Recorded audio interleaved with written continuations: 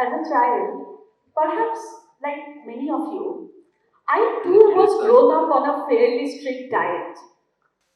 Cerelac, Horlicks, and then the great Indian myth. The great Indian myth that says only if you study hard, the rest of your life is going to be a cakewalk. Have any of you heard that before? Yes? I feel you. I too was born stupid, so I fell straight for it. Worked hard, cracked notes, cracked exams, went to a good institute in my country for my subject, studied some more, got placed on day zero, studied even more, qualified as an associate actuary, got out of turn promotions, and there I was, thinking life has just come around when my life came crashing down right before my eyes, out of a burnout. A lot of water has flown under the bridge since then. As I stand before you today, it feels like a past life of sorts. I discovered storytelling in certain dark times of my life. The path from the person that I was then to the person that I am now is paved with darkness and heartbreaks and hopes and desires and explorations and discoveries and dots that I can only connect backwards. As I stand before you now, I am a storyteller. And you may ask me, out of everything else in the world, why stories? And I would reply to that with a Jewish saying, what is truer than truth? The story. As I stand before you today, I am going to tell you about the three stories that shaped my life. The first story, the story that I told myself, the stories that you tell yourself. Telling stories to ourselves is a little bit like peeling an onion, for the layers and also for the tears. I talk about Emily Dickinson's word here. I am out with lanterns looking for myself. I felt exactly the same way back in 2016 when, for the first time, I signed up for a Vipassana meditation course. I was out with lanterns looking for myself. 10 days, 12 hours a day, sitting down, shutting your eyes, going inwards, shutting the world out. No talking, no reading, no writing. It was hard at first, but then over time, I went back 8 times as I'm speaking to you today. And each time, a layer came out. I stick. You may ask me that, how could you tell us you were not speaking? How? We are telling stories inside our head all the time. Yes, 24 hours a day. Even in our sleep, even with our subconscious, we are telling ourselves stories about ourselves. And the stories tell ourselves about ourselves go on to shape our idea of ourselves, go on to shape our self-esteem, self-worth, and the way the world sees us. In fact, I'm quite ashamed of some of the stories I used to tell myself. They were often marked with I don't, I wouldn't, I shouldn't, I cannot. They panned into my situation was such, as a result of which I am. Victim stories, self-doubt stories, bad bosses, missed opportunities, bad mother-in-laws, you name it. We all start with stories of self-doubt and self-victimhood. And then, when we get conscious, we move. We grow from stories of self-doubt, self-sabotage, into self-permissions, compassion, self-growth, self-empowerment, self-worth. The good thing about self-worth is that you don't need crowdfunded from opinions of others. You can grow it with your own. It starts with you, it ends at you.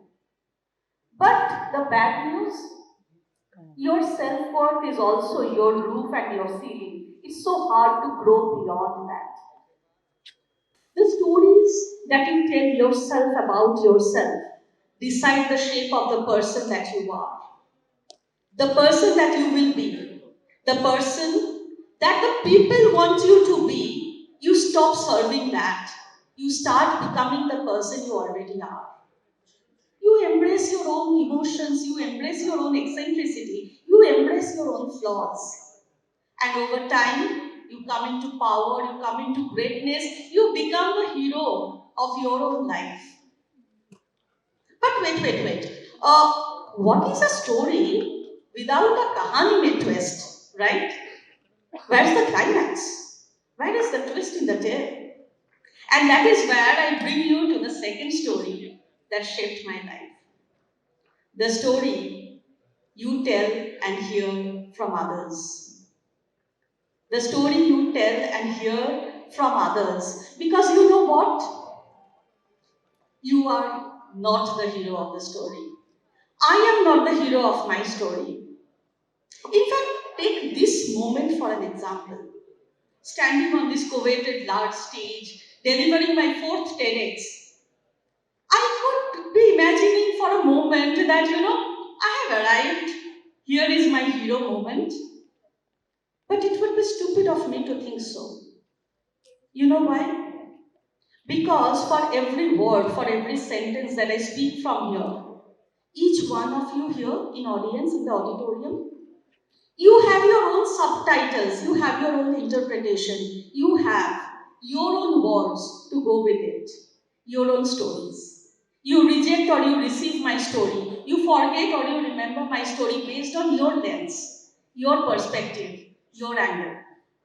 And so my story will never be complete without your interpretation of it. I am not the hero, each one of you are. And that is exactly why this second story becomes important. The story you tell others, the story you hear from them. Because we human beings are also a little like chemicals. When we come in touch with each other, we have the power to change the color of our hearts. We are like werewolves. When one of us step out and say the truth, the others go, me too. And it is with that empathy, it is with that connection, that bonding, that we lead, that we come together, we engage, we relate. So your first story is about romancing yourself, and your second story is about relating to others deeply. But wait, who are these others? Who are these others? This is the exact question somebody asked Ramana Maharshi long back. They asked, who are the others? How do we deal with them? How do we see them? How do we think of them? He gave a sage reply. There are no others.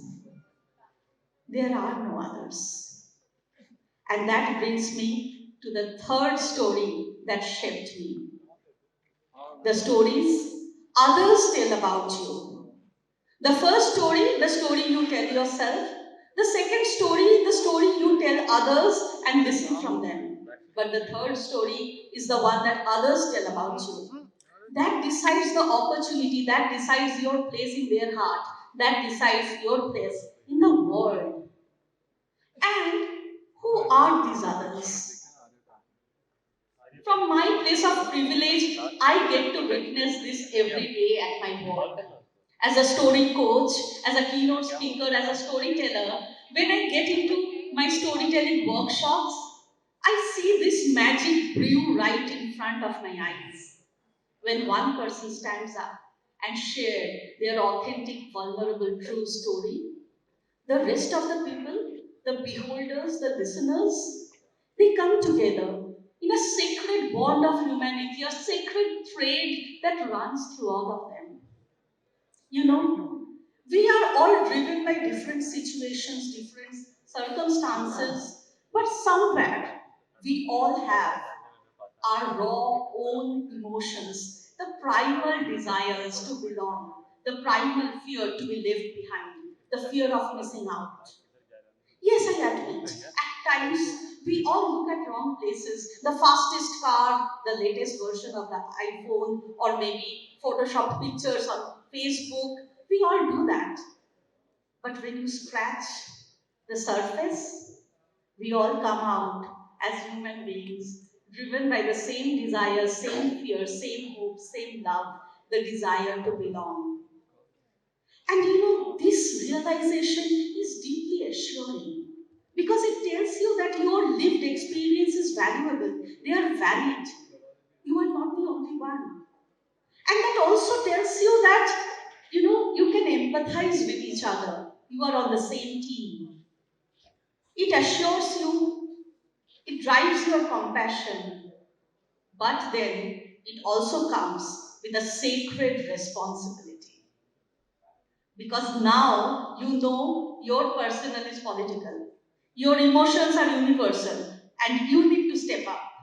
You need to shift from being a victim into power. You need to embrace your voice. You need to speak for others. You need to make change. You need to lead with vision. You need to become the person who will lead, who will become, who will make your dent in the universe. The sacred responsibility of owning your own voice. Our voice, our identity, our integrity, our head, hand, and heart coming together. When you think, what you speak, what you act, they all come together in authenticity. Our body, mind, and soul. And talking of souls, Rumi says, when you do things from your soul, there is a river flowing in you, a joy. We all have that river flowing inside each one of us. It is with that river that we tell our stories, the stories of our love and loss, the stories of our dreams and desires, the stories of our desires and looking back, turning around. And when you tell these stories, when you become powerful, when you become like a magnet, people come through, they see your brightness. You form that little bonfire on the river bank and all of you share stories. You are on the same team. You trust each other. Now here is the thing about rivers. You cannot nudge a river to flow faster, can you? No. You can only give it the right environment. The blossoming flowers, the chirping birds, the soft breeze, the people around it, the life. And when people come together and they form a tribe, they share stories, they share trust, connection, that collective wisdom, the power, the perspective. Your narrative becomes a wiser perspective. And then slowly your stage develops, your stage grows like this one. And then your voice becomes louder, your voice echoes. The river in you goes and meets the ocean of human history, no less. What's stopping you? What are you afraid of? Why don't we all resonate, romance with our souls, relate deeply with others, and rise with the power of our voice? What's stopping us? I borrow from Marianne Williamson here. Our deepest fear is not that we are inadequate. No. Our deepest fear is that we are powerful beyond measure. It is our light and not our darkness that most frightens us. We ask ourselves, who are we to be brilliant, gorgeous, talented, fabulous? Actually, who are you not to be? Romance your soul, relate deeply with others, rise with the power of your voice. Who cares for that cakewalk when the river in each one of you is waiting to meet the ocean of human history? Rise and thrive. Thank you.